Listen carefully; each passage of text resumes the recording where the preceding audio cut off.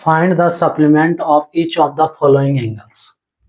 Hello dears, discuss कर रहे हैं मैथ्स। टॉपिक जो है ज्योमेट्री का है, क्लास 7, और ये जो चैप्टर है लाइन्स एंड एंगल्स। पूछा है find the supplement of each of the following angles. हर एक एंगल्स का सप्लीमेंट निकालना है। तो इसके लिए ये जो टॉपिक है वो समझना है कि सप्लीमेंट्री एंगल क्या होता है।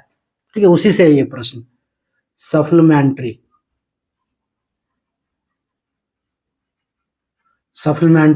Angle.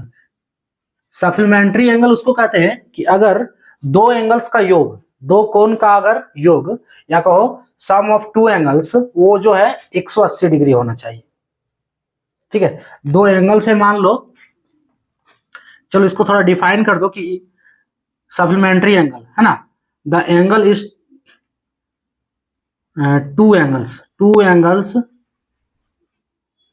said to be supplementary angle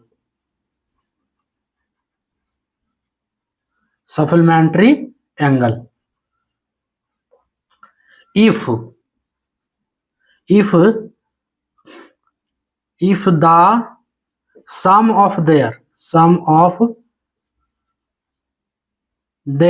measure to 180 degree, 180 degree. मान लो एक कोण ए है, दूसरा कोण बी है, तो इसका ये दोनों को जोड़ने पे हमको कितना मिल रहा है? 180 डिग्री।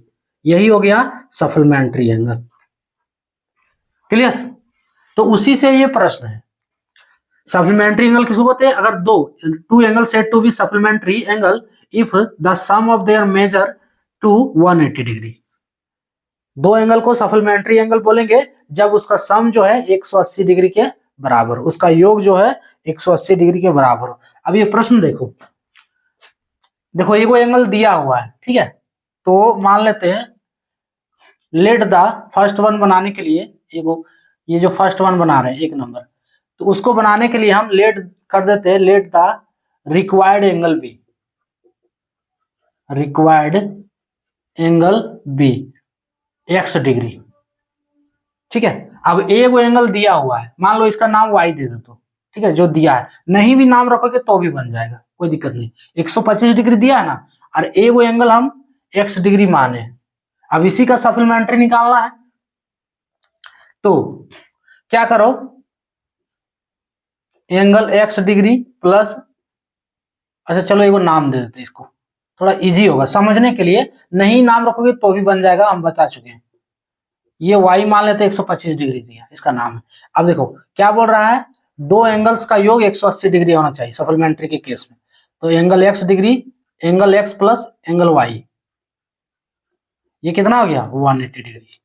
अब y का वैल्यू कितना है? 125 डिग्री है। So angle x plus 125 degree बराबर 180 डिग्री होगा। यहां से एंगल x निकालेंगे तो 180 डिग्री माइनस 125 को LHS से RHS कर दो तो माइनस में हो जाएगा 125, प्लस में हो तो इसको घटाओ, 0 10 में 5 5 ना, 80 में 25 घटाएंगे तो कितना होगा? 65 डिग्री में भी ना, हाँ नहीं 65 नहीं, 10 में 5 5 गया यहाँ, 7 में 2 5 55 डिग्री, 80 में 25, हाँ ठीक, 80 में 25 55 डिग्री, ये 55 डिग्री इसका आंसर हो गया। दूसरा के लिए क्या है? दूसरा सेकेंड वन जो है कितना दिया है? 64 डिग्री। 64 डिग्री आप लोग फिर क्या करोगे, लेट द रिक्वायर्ड एंगल भी x डिग्री मान लेंगे, है ना। लेट इसके बाद ये लिखना है बराबर x डिग्री मान लिया हम इसको, ठीक है। एगो एंगल y बराबर कितना दिया है? 64 डिग्री। एंगल y बराबर 64 डिग्री, तो कोण x प्लस कोण y बराबर कितना है सप्लीमेंट्री के केस में? 180 डिग्री। अब एंगल x बराबर एंगल x प्लस 64 डिग्री बराबर 180 डिग्री, इसलिए एंगल x बराबर कितना होगा? 180 डिग्री माइनस 64 डिग्री बराबर 80 में 64 घटा तो 180 में 64 ना, ठीक, 10 में 4 6 और इधर 7 में 6 116 डिग्री इसका आंसर। क्लियर। 180 में 10 में 4 6, इधर 7 में 6 116 डिग्री। उसके बाद नेक्स्ट वन जो है तीसरा नंबर वाला, खुद से निकाल के देखो ये वाला। तीसरा नंबर वाला दिया है 38 डिग्री। तो लेट फिर डालना है बराबर x डिग्री और y बराबर हम मान लिए 38 डिग्री।